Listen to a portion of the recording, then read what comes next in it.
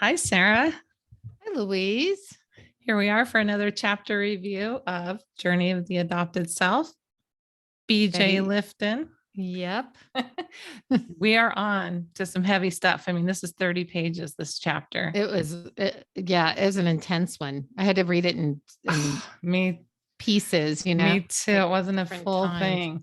So the alternate reality, I thought about you more than me in this chapter, but it starts off really, it's like Alice in the Wonderland. I like how she said that you find it's really about reunion, right? With the birth mother and birth families, but mostly the mother. So you find this birth mother and it's going to be wonderful, but it's really not maybe for everybody all the way through because everyone goes into their past, someone Right. becomes the Regression. traumatized young woman and someone becomes a traumatized baby. Well, and here she pretty much said it. No matter how positive the reunion, there is a psychological price paid by both parties in the process. As the poet Anna Akhmatov said in another context, there is no glue to put lives together at the place they have been cut off. Yeah. I mean, really, because she has so many examples in here of people entering reunion. I thought more of you because I didn't meet my biological mom. And I thought of you and how you went through your own thing. Like you're having regret about it because she's died. But at the time, it was very common to almost all these stories. Like, right. Well, it was for me. And I was very close to my sisters. yeah. Still have sisters and still feel that bond. There was a lot of interesting stuff I found in here. One was that like there was one adoptee that was sad, like her birth mother had another biological child and they were obviously really close and intimate. Mhm.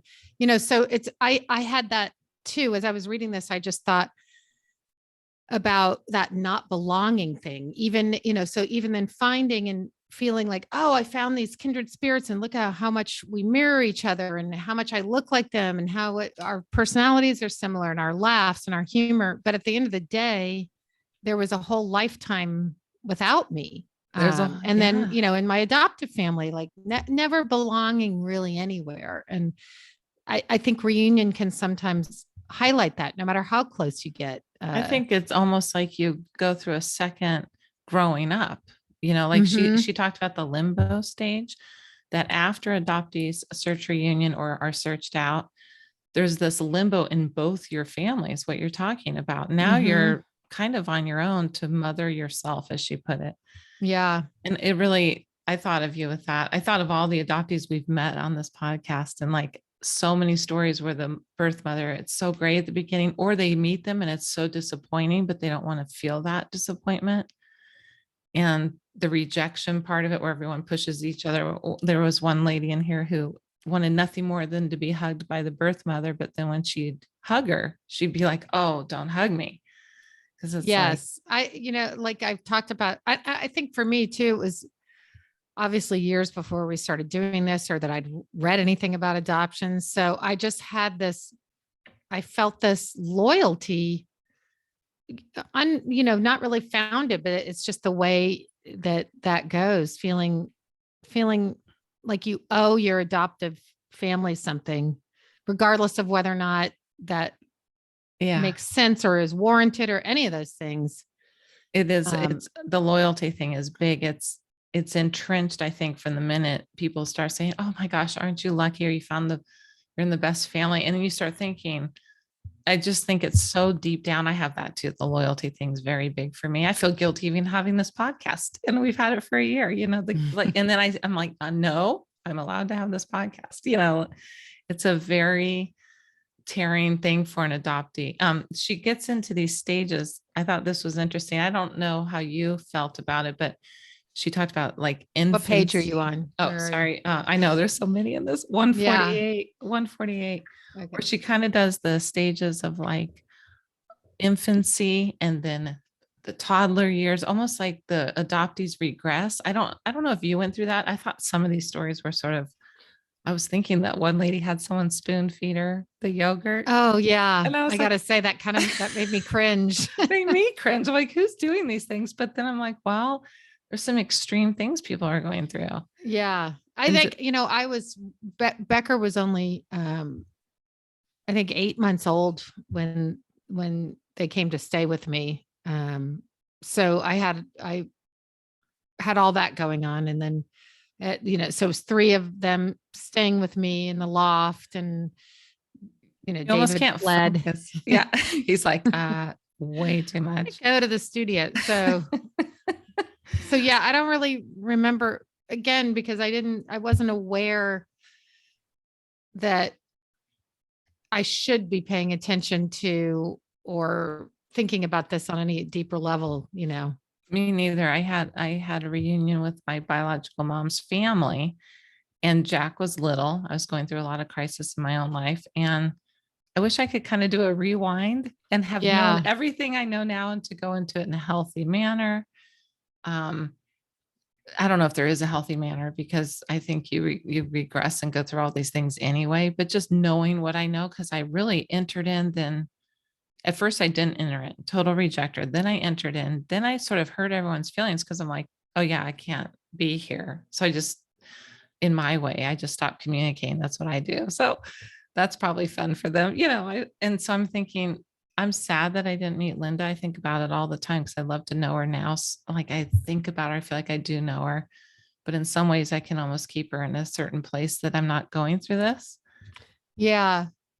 I'm glad I did, I say that I have regret, but then I'm thinking back to, the last year of Tilda's life, and I felt like I reached another level with her. And then I was there, I went and said goodbye to her before she died. And, um, we'd have these long talks on the phone at night. So I'm really grateful for all that, but it was definitely complicated. And I feel like I wasn't able to give as much as she wanted me to give emotionally. And, it's tricky, as this whole chapter, 30 pages of it talks about how tricky it is. And how BJ Lifton withdrew from her own biological mom when she met her. And then when she kind of got her, I don't forget how she put it, but she got her stuff together. It took her a bit to figure it out. And look what she's involved in life, right? And then when she did reach out to her birth mother, she was like not that interested in reopening that relationship. Always. They never really got back to that reunion part. And so I think this is probably, I think Hollywood and people's stories and People magazine, I think about this a lot, make reunions like the end of it. Right. Exciting, and everybody's happy. And I think it's actually can be just the beginning. And kind of the worst part sometimes, the emotional stuff that comes up. It's big. Yeah. What do you think next? And what page? Well, here, I mean, and yet another paradoxical situation. One set out to find the missing mother in order to find the missing part of the self, but in the process, one loses the fantasies that were a vital part of the self. Yeah. Yeah. Like I still have the fantasies. And I hear it says here, at some point, adoptees realize that they cannot fully be their birth mother's child any more than they were fully their adoptive mother's child. That's a good quote. Yeah. That just, so here we are, really kind of motherless children. And, we really are. And the part that she also talked about with that was the chaos it creates in everyone's life. Like there's an emotional chaos that goes on, but not just emotional, but it kind of starts to hijack your life. So like an adoptee, maybe in a really good part of their life where they feel, okay, I've kind of got my life figured out. Then they have a reunion and their life becomes chaotic again. And starting to open up to other things that might affect your marriage, your job, whatever. But some of the examples, like I feel like people really need to pick up this book and read people's stories. There was one story where the adoptee left her husband in order to spend all this time with the birth mother, traveling around and doing stuff, and then